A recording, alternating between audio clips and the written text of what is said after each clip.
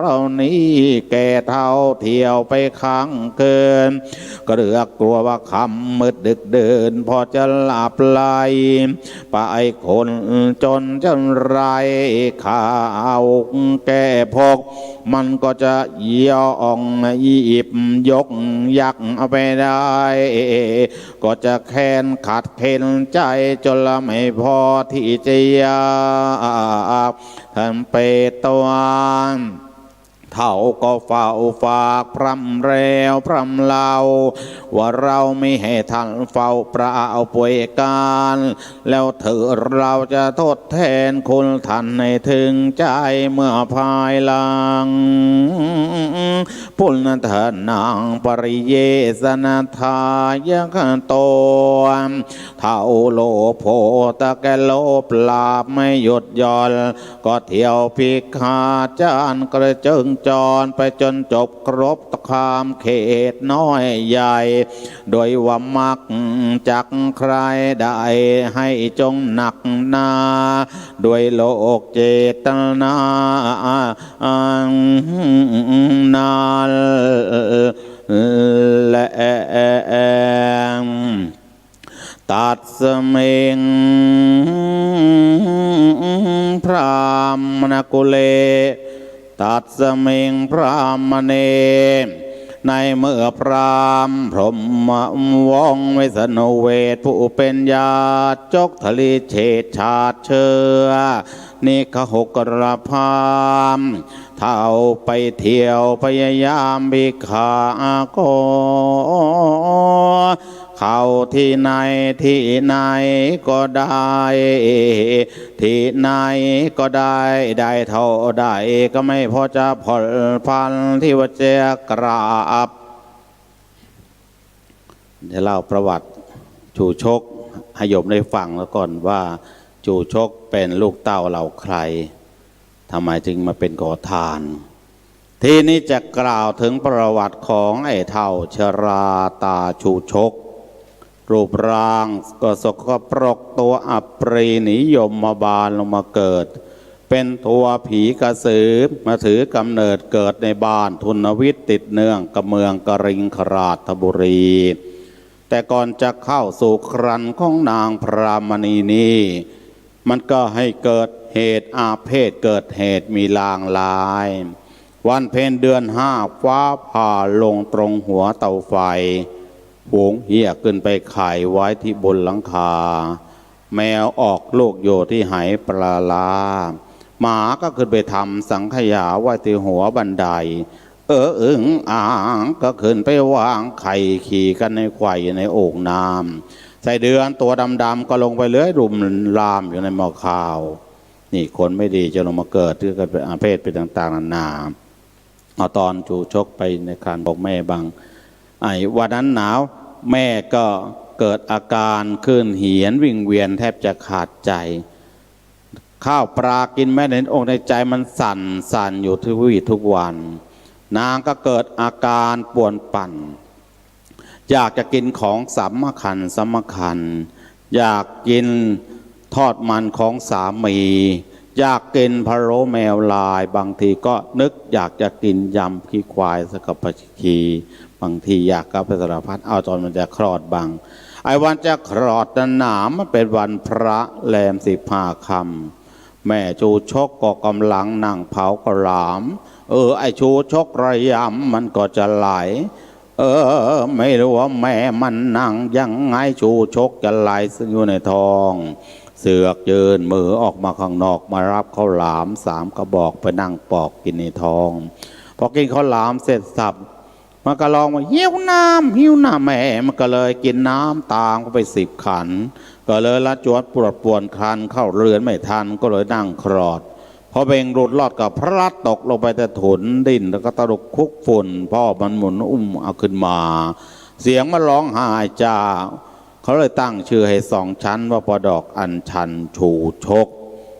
นะรูปร่างสกปรกตัวอัปรีหนีบวานมาเกิดนะข้อข่าวแข้งขาก็ข้อคดตัวมีแต่ปุ่มโปไม่โปพอผีป่าตามันปากแบนมันดอกฉบาตาก็โหลลึกลงไปช จูชกเกิดมาวาสนาชะตาแรงพ่อแม่ก็แย่งกันตายหมดไม่รู้จะพึ่งกายไม่รู้จะพึ่งใครเข้าตำราที่ว่าจะพึ่งตอก็หักจะพึ่งหลักก็โคนจะพึ่งญาติพวกพี่น้องสักคนเขาก็หนีตายเกลี้ยงเหลือจูชกไม่รู้จะพึ่งใครก็เลยยึดอาชีพขอทานขอไปทุกถิ่นทุกที่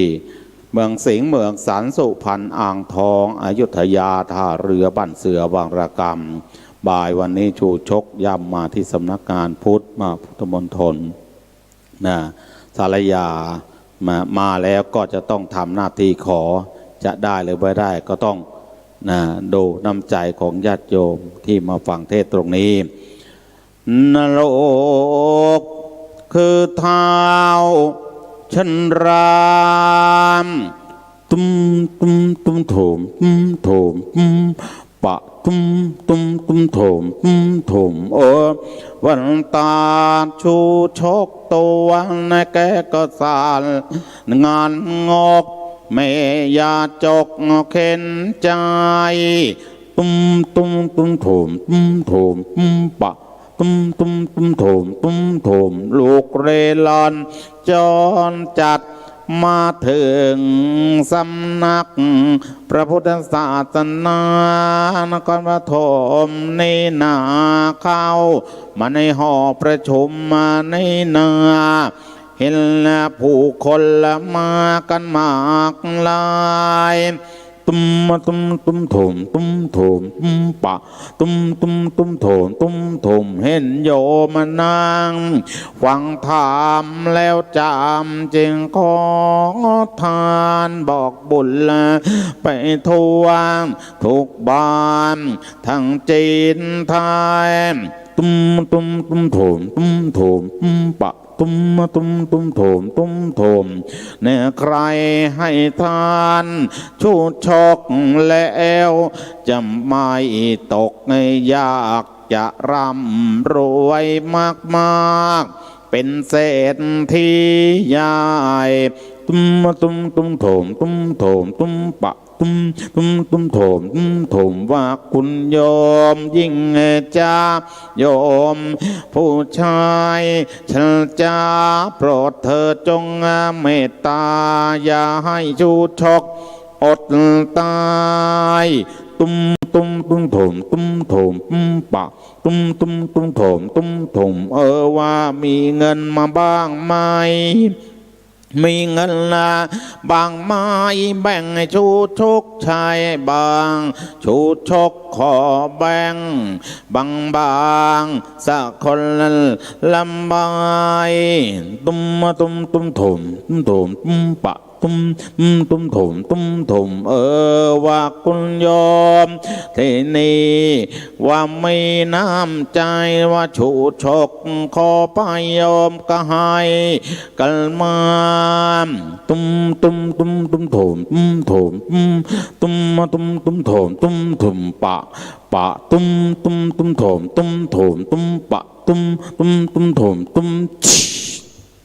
แต่โพแตกพระโยมเขาบอกว่าใครทำบุญตรงนี้นะมีอานิสงส์ชื่อเสียงจะโด่งดังก้าวไกลวันนั้นอานิสงส์มีนั่น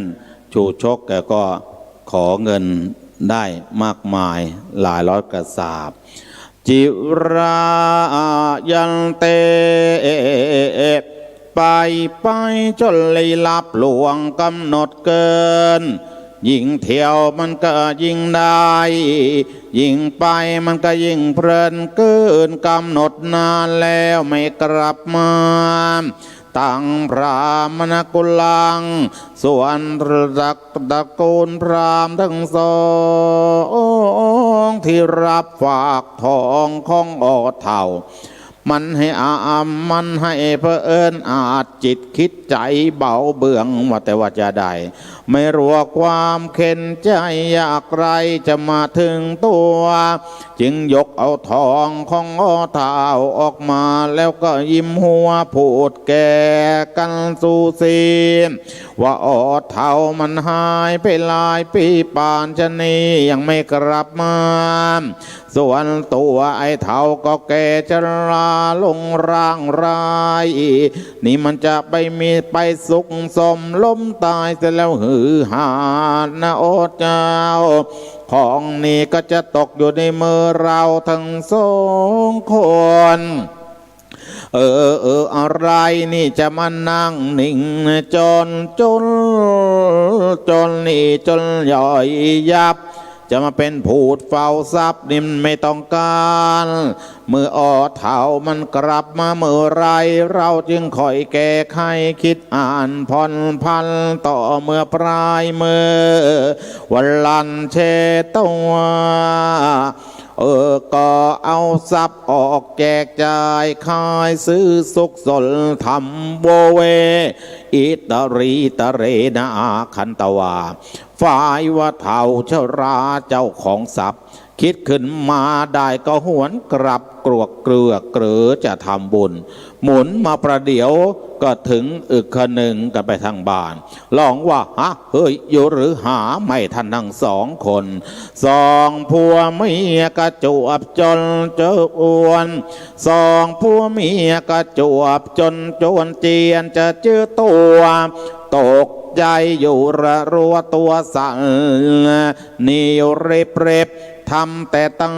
นั้นปริบปรับทุกกันหน้าข้าวส่วนว่าเท่าก็ก้าวยุบขยับยืนขึ้นบันไดผัวเมียก็จนใจไม่รู้ที่ว่าจะพันพ่อครั้นจะซกเยซอนก็ไม่ทันทีครั้นจะหลบหลีกนี้นั่นก็ใช่ครั้นจะพรุนพรันพรุดไปนั่นก็จะจวนตัวจึงร้องว่าอยู่กับเจ้าครัวเชิญตัวท่านขึ้นมานั่งโจโอที่ยมานังส่วนเท่ายังไม่ทันที่จะนั่งก้นกระทั่งฝากก็ทวงว่าทองของเรานี่เอามาฝากแก่ท่านไว้เอามาให้ทันทีเอามาประเดี๋ยวนี้ทั้งขมีขมันท่าตรงสะโกนตังผัวเมียก็อัดอันนั่งงันอยู่เป็นโครเท่าก็ยิ่งครึดครอกตะคอกขู่หาเป็นไรจึงมาแลนี่ดูนิ่งอยู่เล่าคุณตาเจ้าข้าคุณเจ้าข้าคุณตาเจ้าดิฉันจะขอทุเลาเรื่องไปอีกสักหน่อยเห็นข้าพเจ้าประหนึ่งว่าชั่วถอยหาความคิดใหม่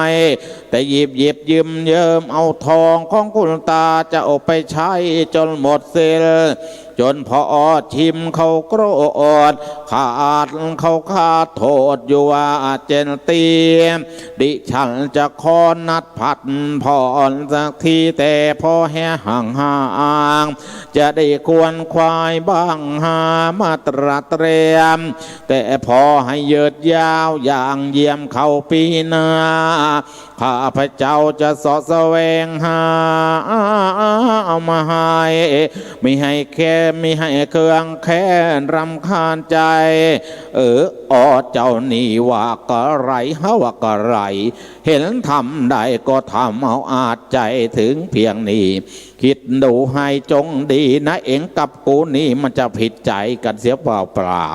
คุณเจ้าข้าคุณตาเจ้าเมื่อจะขอทุเลาแล้วก็ไม่โปรดจะให้ท่านกรอดไปใหญ่เสมือนเกวียนหักลงกับที่ของนั่นมันจะหนีไปไหน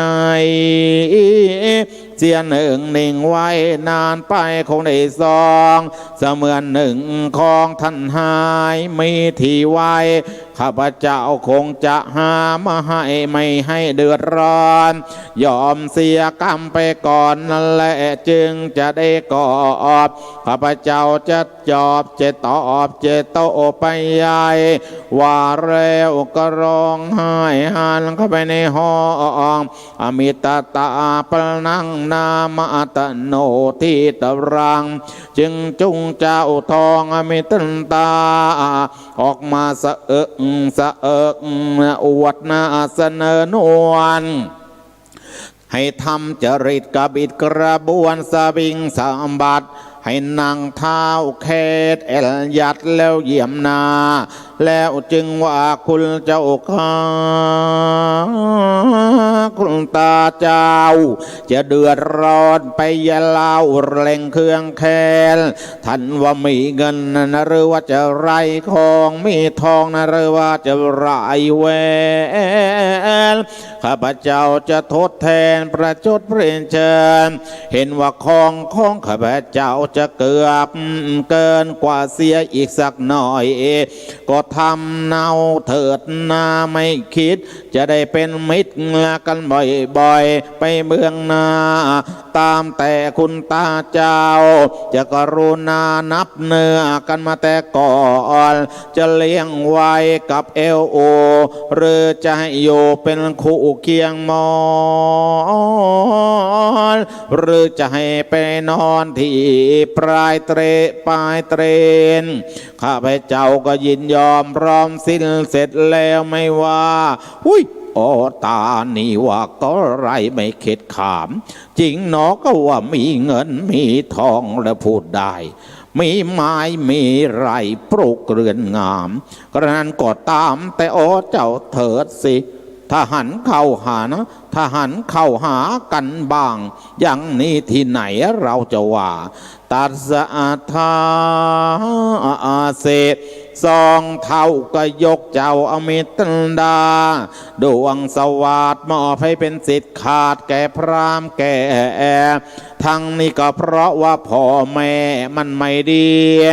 มันมักเพิ่มพูนนี้ให้ติดตัวจึงตระเวนความชั่วให้เห็นประจักษ์แก่ตั้งโลกลูกเต่าก็พลอยวิโยกระยับอย่าระยำยับเปิดผากอยากเสียโปรเปล่าเพราะว่าใจจิตมันคิดเบาจึงเป็นนี้นะโอ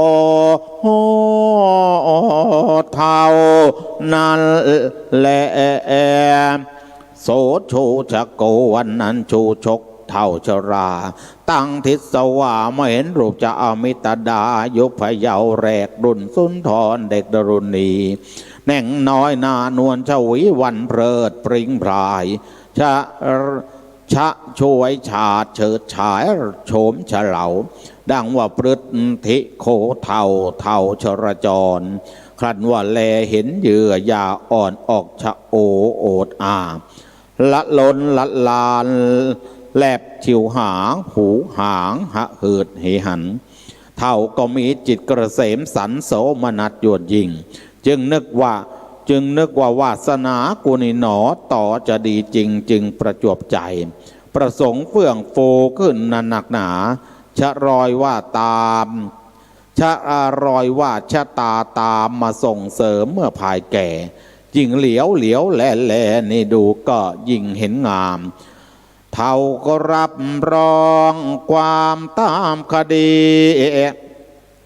นวัฏทันซอทั้งสองเจ้าปราณีฉันจริงใสฉันจะขอลาพาหล่อนไปในวันนี้ส่วนพรามทั้งสองสีก็จะยินยอมไม่ห้ามพรามเท่าก็ลาสกุลพรามลงจากเรือนมีทนาพานางอมิตันดาไปอยู่ที่บ้านทลเวทรู้อยู่รู้อามพิรมสมสนิทสเนหาตามโลกธรรมดานาและอามิตตันดาวิลาวาล ต้องจรจานไปกับตาชูชกลาในเจตนาสะท้อนลงอ่อนอกน้ำตาไหลตกซึมกระเซ็นนางเหลียวดงเนื้อซึ่งเคหายิ่งอะไรต้องจากไปด้วยจำเป็นนี่แทบจะคิดนางจะเปรตแล้วกระเด็นแล้วนางโยดแล้วข้าแม่เฝ้ายืนมองพลางพันกายออกมาจากในประตูนางก็เลี้ยวดู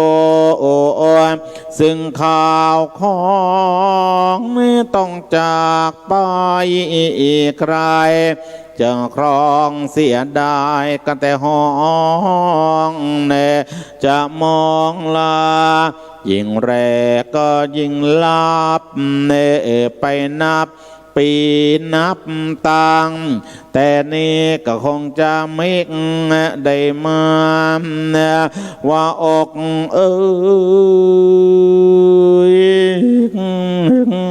อกต้องมากินน้ำตาด้วยเสียตัวต้องไปปรนนิบาตให้คนแก่นับวันแต่จะเสียตัวว่ามาได้เอาเลยแต่เท้าชาติโชวมันแสนจะม่วงเสียเต็มทีเหมือนหนึ่งหลับตานอกกินข้าวมาได้เอาไอ้เท้าอับเปรนี่หากว่าจนคงปนเปทำแม้ว่าเมก็คงจะมิ่งได้ชมมาต้องไปใช้นี่แทนคุณของพ่อแม่มันอยากแท้สุดจังตรอมต้องจำใจฝืนทนคืนคมแม่นไม่นาชื่นชมให้จริงช่างนางครวนครางนึกถึงตรองตึกเอาหัวละเลิกถึงความหลังน้ำตาไหลคลอ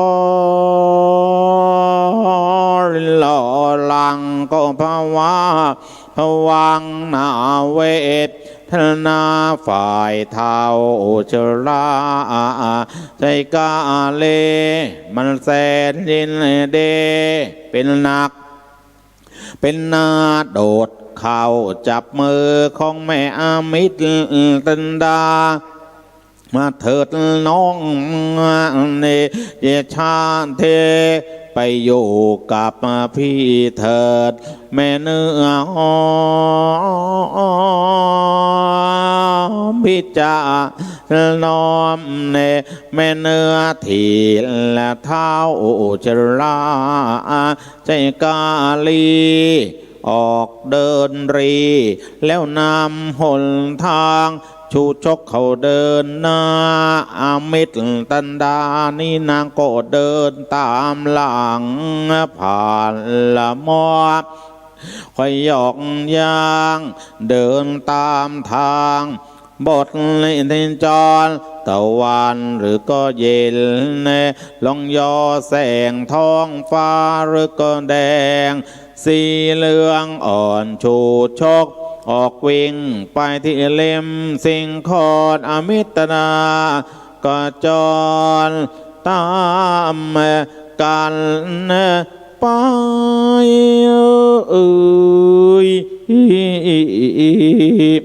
ชูชกพานางอมิตดา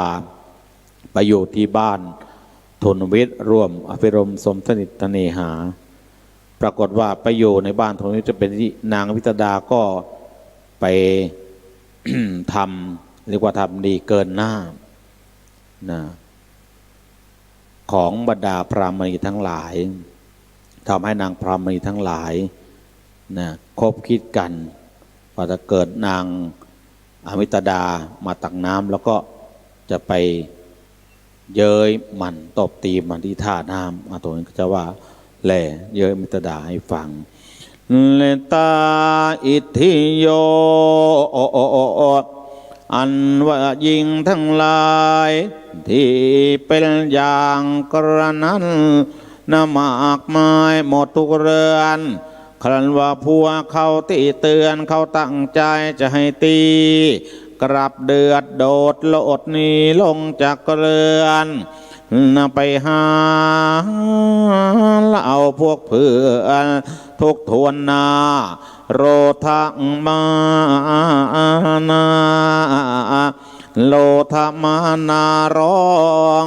ให้เช็ดน้ำตาเข้าหากันมันให้แค้นขบฟันโถกเขมรมันหมดทุกคน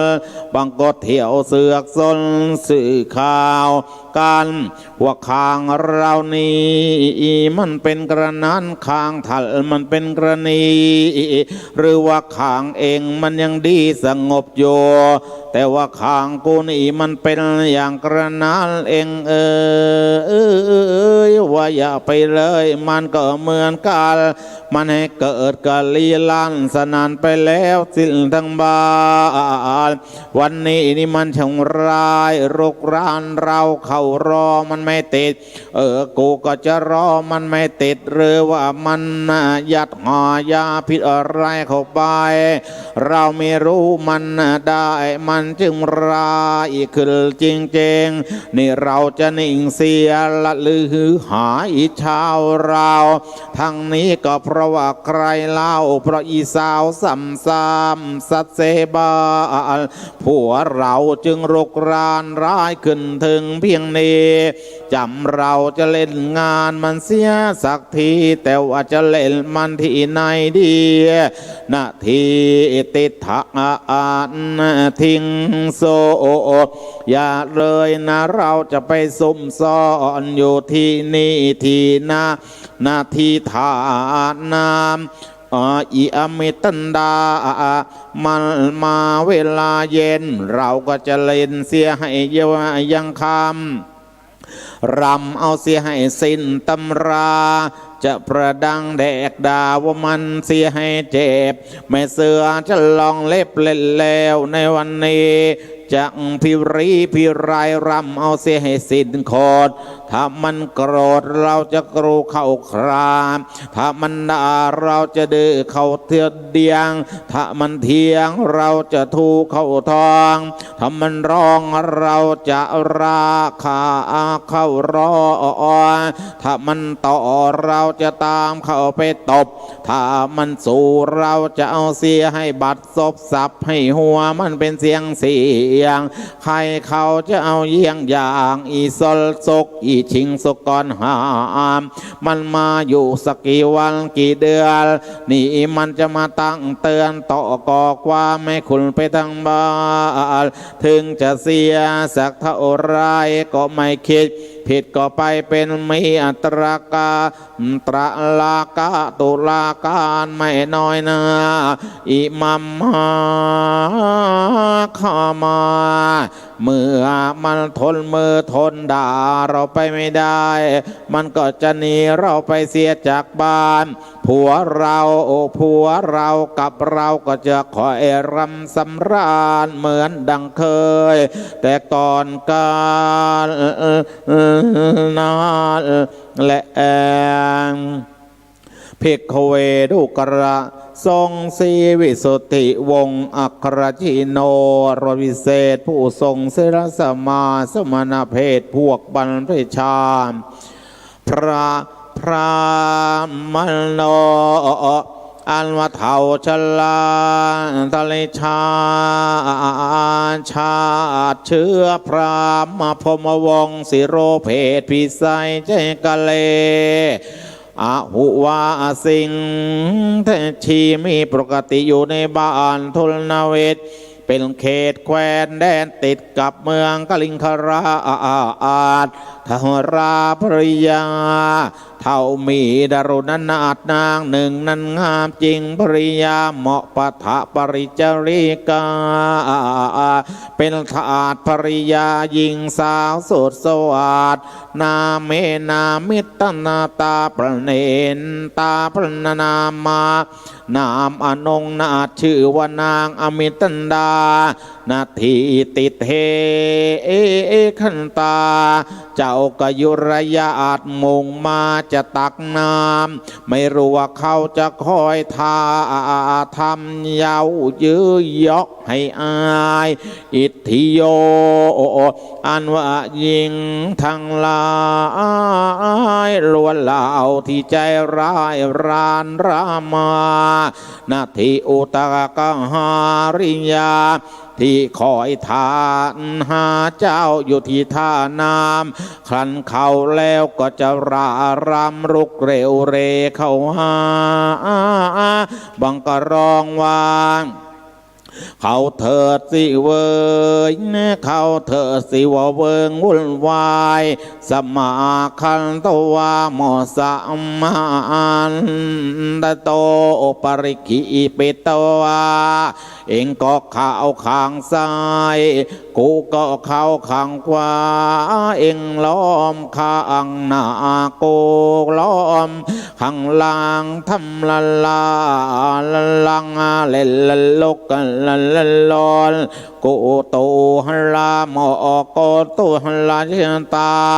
เป็นโกลาหนละละละลาละอีเลียวล้อมเขาแห่หอมโหหอมหุ่มอยู่วาววามอัลลูกุลเจ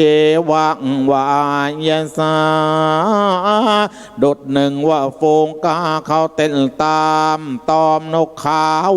บางก็แย่งหยิกยะเยาะยาวเยอะยยง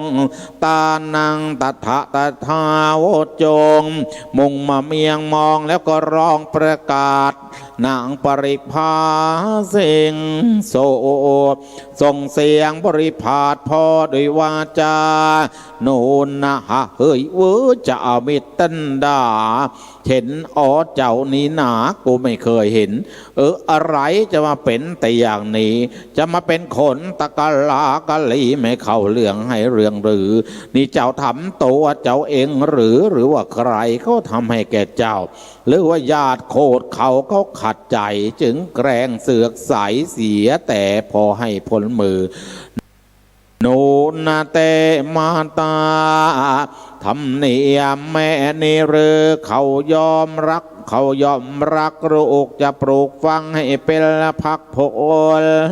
เพราะว่าได้นอนแอบนะปิตาทั้งพ่อเชื่อญาติผู้ใหญ่ก็ยิงเชิงช่างเจ้าเอวังทาริยังสติงมอทะเรทาริงดารุณิงโรปะโสภคปัตตังก็ผู้ใหญ่ก็ไรช่างโฉดเช้าไม่คิดอ่านรูปร่างของเจ้าก็สะอาดสะอาดอ่อนแอตะละหนึ่งวักกีถึงนายช่างจะประจงเรียนเขียนรูปเจ้าจะไม่เหมือนอย่างใหญ่จึงไม่ไปเป็นเมียที่คุณนางกลัวแต่ว่าจะไม่เฮินห่างหันเขาแนบน้องถึงว่าจะเป็นเมียที่พลวงกินเจียดเงินและพานทองดูถ่วงเทก็จะพรได้ชินนัดสปาทั้งโซนี่ก็พ่อแม่เขาจะช่างเจ้าจริงๆแล้วจึงเสือกใส่แสงส่งสนแต่พอให้พลธุราอาหิตังวัตเตยาเตหรือว่าเจ้าทำกรักคระลามเรียนโลให้เขาขึ้นโกรธให้เขาเห็นเป็นคนเจ้าโฉดฉาดชวดชา ปะปะกังวัตันเตตั้งแต่ว่าจะเตือนต่อดานาทะเลเล่นกันน้องใจเขากลัวว่ายืดไปมันจะเกิดความละอายขายหน้าเขาจึงให้ไอ้เท้าชราเสียตามช้างอมนาปังวัตเตเสือกใสมันเสสังสมที่เจ้าทำให้นำใจเขาจึงแกล้งยกให้เจ้าเป็นเมียแก่เท่าซ้ำเสียเสสารสกระปรกนี่มึงอยู่ในหาไม่รู้หรือว่ามันมันชื่อไอชูชกเชาโชดชัวชาติเชิงจะโคทานชินเนนาปฏินาสังหานี่เองช่างอยู่กับไรได้ไม่รำคาญขัดของเคินคุยด้วยพวกแก่อย่าตะวังวาสิเมื่อยามสบายจะชายตาแลดูเลดังลิงหลอกขิลนาช่างมาตัลเตชีวิตตั้งวรังถ้าเจ้าอายเนียมน้อยหน้านึกดูมั่งตายเสียเถอะดีกว่าเกิดอยู่เป็นคนนาหิโนนาตุยหังกัลยาเนแต่ว่าจะหาผัวที่มันดีที่ชอบคนที่เขาเป็นคนโมไม่โวเวปิตัสสามาตาจันโสพเนไหนนี่หรือว่าพ่อแม่นี่ไม่มั่งที่จะตบจะแต่งตั้งส่งไม่เป็นเมียอันยังพัตรังหายเจ้าอย่าอยู่ยืดยาวอย่าหัวมันสิหาผัวใหม่ฟังพี่ว่าทุติทุยิตละทันเตนวมิยาหรือว่าจะมีตันดาได้บูชาเชิญโชคชัยทั้งถูปเทียนดอกไม้ทงทูรันทยศยาจันเชื้อเชิญเทวดา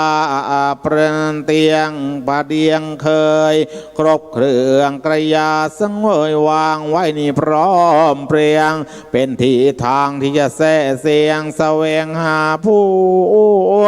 แต่ว่าบูชาของเจ้านั้นมันชั่วมันไม่ต้องตามตำราปะเป็นวันที่เริกพาพานจะไม่สู่เดนวามิยังหมอกาลปักเคนวมิยาพอเป็นวันกัลปักดีทีแรมเก้าคำพอศพวันทักทินลาธระเถิกมฤตโยยอมขัดโดโชคชัยอย่าขักปินโด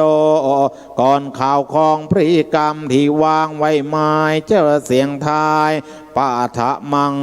ไคโตไอกาแก่เขาโฉบชายฉาบช่วยชิงเอาไปไม่ได้ก็เสียพิธีเชิงชัยโชคสวามีเพราะไอกาแก่บัดสีนั่นมันเข้ากินก่อนจึงเป็นนิมิตสังหรณ์หากให้ได้ผัวแก่ถึงตัวเจ้าเล่าแหล่ก็จะกริ่งใจกะตังเกี่ยวหุตทางหรือว่าเจ้าขาดบูชากูลไฟไปถึงให้โทษทั้งสองโสดเข้าแทรกซ้ำศักดิ์สิทธิ์ขึ้นตามตัวชินนัดสปาทั้งโซจึงพระเอิญให้ได้ผัวแก่เท่าชราเรมันช่างแก่นี่เรือแก่นี่ก็ไรไม่น้อยนอแทบว่าจะเป็นพ่อของตัวก็ว่าได้สัมมานาพระมเนโนนาหรือว่าเจ้ามีตันดานิสัยได้ประมาทบริภาสมณพราหมณ์พระมจริยปราราญาเนอันเพลเพอพยายามประพฤติพรหมพรตพรหมมาจา รามเยสนติกูมาน้อยใจด้วยว่าอีจำใจจำจนจะเอาอยู่ชะเนมันจะเอาความยินดีมาแต่ไหนนั่นแหละภิกขเวดุกระสงฆ์ศรีรัตนวงศ์วิสุทธิชาติผู้มีญาณนวดยกยิ่งเปรมปราดประหารหักกิเลสโสพรามโนอันว่าพรามเท่ามีเพศสัมพันธ์พงที่จะพามพี่โตพรามณียา จิตใจนั้นให้ครั่นครามกลัวภรรยาวสานุโคเหมาะวสังนุโยอนุโยด้วยเท่าชราละเลิงหลงด้วยอำนาจมาตุคามอุตกอัตติโตกามราเคนะอันกามรกตัณหาหากเบียดเบียนให้จิตนั้นแปรเปลี่ยนโปร่งเปล่าเฝ้าฟันเฟื่อนตาแกก็หนักกลัวหนากลัวนางอมิตดาจะจากเรือนและไปคบชายจึงละเลิงละลายเลื่อนเสียจากถ้อยคำที่พูดจาว่าใครเขาจะหาว่าจะไม่เป็นจะไม่ไปเมื่อเจ้าจะใช้ให้พี่ไปพี่ก็ไม่พลันทำไมกับเขาวงกฎแค่นั้นทางสักกี่พันกี่ร้อยแต่ก่อนร่อนเท่าไรพี่ก็เคยไปอยู่บ่อยๆถึงจะให้พี่เดินเกินเขาวงกฎไปสักหน่อยพี่ก็ไปได้สุดแท้แต่เจ้าจะใช้พี่ไปถึงไหนพี่ก็จะไปได้จริงๆเพราะเป็นเหตุด้วยเมียงสาวยุคราว14นี่ก็15ชื่อมิงเมตแนตันดากำลังสู้ภางามนาเวลาอยากจะได้ซึ่งทางสาก็เอามานาไว้เป็นค่าช่วงชายจึงซ้ำอ้อยให้เท่าจันไรแล้วบอกให้ไปอารันนี่ก็ยังว่าโดยแจ้งเหตุกรณาพระเวสสันดรไม่ย่อหย่อนในทางสัตว์ธรรมให้ไปขอกุมารามคือแก้วกันพระชารีโดยความรักเมียแทบจะเสียหายชีวิตและแทบวายกลายเป็นผีไม่รักตัวกลัวไพรรีแต่ชูชกชีนึงก็รีบจอดแต่พอเข้าเขตละกรุงเสพีชาวนาบุรีเอ้ยราชดอนเอาเห็นที่ท่าเท่าในชราจรตาเท่าอาทรคนขอทานทุรชนคนต้นเหตุจึงทำให้พระเวทต้องเดือดดาลต้องพลัดพรากวันจากสถานต่างเดือดดาลเข้าบอยตีบังทุบบังทองบังร้องด่าเท้าเจรามก็เพลนี้วิ่งหลังโค้งเข้าพองเพเรียบนาคิรีนภูเขาเรียง ยามนสะพายจนไหลโลไทยไทยทูกันนี่ฟัดเวียงเนขึ้นข้าวโกงกระโดดเปรียงทำจริงเจียงเป็นหันในกัญชาพอถึงท่าแกผลัดผ้าอาบน้ำพอเย็นยามขึ้นตอนปรึกษาเอาผ้าผูกเปรชะโอละหิชะโอไหลชาพาววันนางจนหลับไปพอรุ่งแจ้งแสงสะท้อนแกตื่นนอนด้วยทันไล่ลงจากพฤกษาที่อาศัยรีบกันไล่เดินทางมาพอเท่าแคว้นแดนเจตตาบุตรแกแทบสิ้นสุดชีพสังหาฝูงสุนัข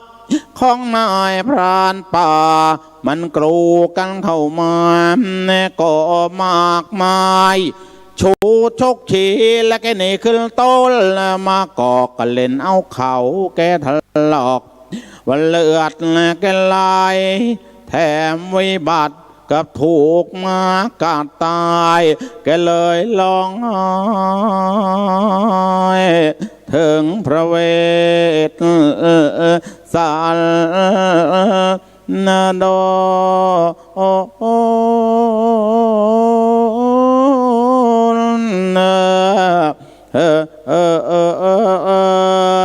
พรามนาข้าแต่ท่านผู้เป็นพรามพร้อมเพื่อที่ศาสตร์สายทรงศิววิทบวรามวงทรหัตถาไตรสุรีอัลวัฒนอาจารย์มานีก็ดูดีโดดพิเศษซ้อมโดยว่าเป็นพฤกษ์พืชพรามมาพร้อมพรำสนเสนออนุสรณ์ทูโตหมอทวีนั่งกิจการสมโตสามารถจะนำอยู่บนทางศอกข้างเพราะเป็นเหตุเป็นเวโสตินทูทางท่วงทีดังพรามดังพรหมเหตุปิโยเหมาะเวสสารตรัสปิโยกยสมพระไทยทีเศษทักแกเสมสอบทรงเพียปราโมทโสมนัสทุกสิ่งสรรเจริญสวัสดิ์พระลูกเจ้าจะคอยประเทืองทุกบรรเทาในหิมเวทด้วยจะเชิญให้ลาบรสพรหมบัณฑิชาเวียงพระยีอัลทาศาสนายที่ไปจักสุขนเวทบริรักเรืองพระดิชาหากใช้พระวิษณุกรรมมาแนวระมิดสืบสร้างในพนัสแนวทางทุเรศแนวสันแนวเนินสลายหน้าทางทิศใดในพระนัสแห่งห้องหิมวานตะวันจะเตะทีสามมักขิสังหลานก็จะพร่ำลำพลานไม่อำพางตามระยะยางที่ทิวทางไกลทะแก่ไกลแลไกลจึงจะบทจรเจริญเชิญท่านอาจารย์ไปตั้งปากทีสังสู่ประเทศนั่นและชูชกับผับปับพังนิธิตังประดับด้วยพระคาถา79พระคาถาเอวังก็มีด้วยประการฉะนี้